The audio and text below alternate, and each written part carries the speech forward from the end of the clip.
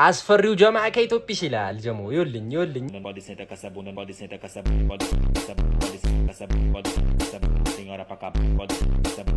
እንግዲህ አምስቱ ደርቢ የሚል ስያሜ ተሰጥቷቸዋል።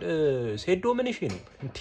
ምን ሆኖ ነው እንደዚህ የሚደበደቡ እንዴ? አረ በበቀሉ ፍቅር አበደ። በቀሉ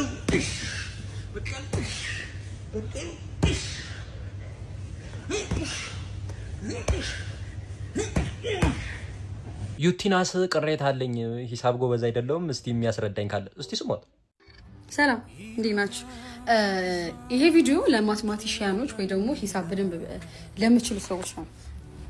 ምንድነው የሆነ ቻሌንጅ ነበረ እና እሱ ቻሌንጅ አሸናፊ የሚለየው 40% ቪው እና 60% ቪው እና 40% ደግሞ ቮት ነው እና እሱ ቻሌንጅ ላይ እኔ ዩቲናስ ቪዌ 1.6 ሚሊዮን ነው። ቮቲ ደግሞ 7400 ነው።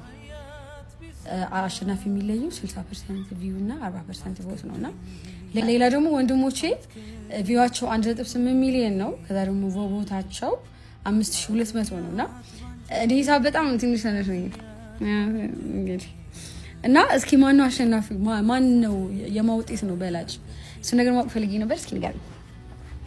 እንግዲህ ደግሞ አንዳንዶች ደግሞ ይሄው ውጤቱ እንደዚህ ነው ልክ ነው ብለው ደግሞ እንደዚህም ሰርተዋል። የሁለቱ ፍቅረኛሞች መለያየት መነጋገር ሆኗል።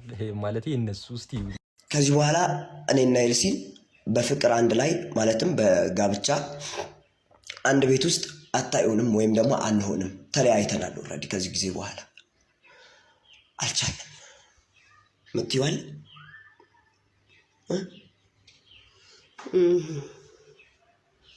የ7 ዓመት ልፋት ይሄን የመሰለን ንጹህ ፍቅር፣ መተሳሰብ፣ መዋደድ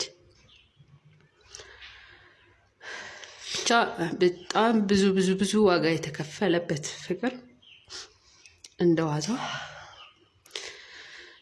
ለማንኛውም መለያየታችንን አምነን ተቀብለን ወስነን ጨርሰን ግን ሳናሳውቃችሁ ያው ብዙ ጥያቄም ስለምትጠይቁ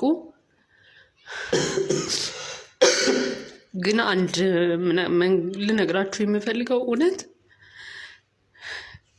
እግዚአብሔር ፈቅዶ እድሜ ሰጥቶኝና የተሻለ ቦታ ጥሩ ደረጃ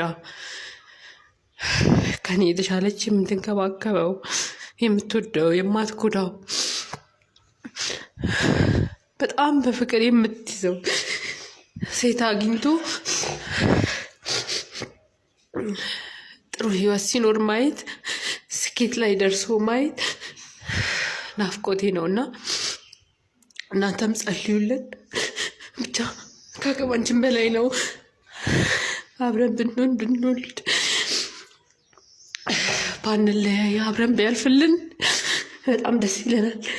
ግን አልቻልንም። ከአቅማችን በላይ ነውና ከዚህ በላይ ጥያቄ ማትጠይቁን ብቻ የእግዚአብሔርን ፈቃድ አይደለም መሰለኝ ነገሮች ሊሆን አልቻሉም። ፋይናሊ ይሄ ሆኗል። ባይሆን ደስ ይለኛል። ለብዙ ጊዜ መሸሻው እውነት ነው። አሁን ግን ሆኗል። በጣም አዝናለሁ ይህንን ነገር በማለቴ ለመቀበልን በመዘጋጀቴ። ግን በቃ ሆነ። ለብዙ ጊዜ የምፈራው እውነት ነው። ሆነ። አዝናለሁ። ጥሩ ህይወትን እመኝልሃለሁ ፍቅር። በፍጹም ደስተኛ ሆነ ማግኘት ተሻለው። ከዋጋ እግዚአብሔር ጥሩ ነገር እንዲገጣም ጠንክሪ። ጨካኝ መሆን ይኖርብናል በህይወት። ጠንክሩ። ግን የተረዳሁት እውነት ቢኖር ፍቅር አልተፈጠረም። ማፍቀር አይችልም። ፍቅር ላለው ነው።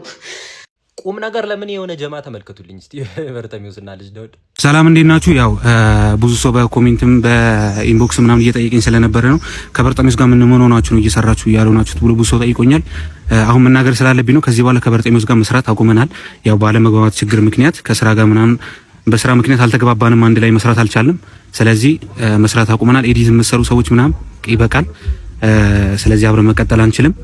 ሁላችሁንም እናመሰግናለን። አሪፍ ጊዜ ነበረን። ይመቻችሁ። አዶናይ በስተመጨረሻ አድናቂውን አግኝቶታል።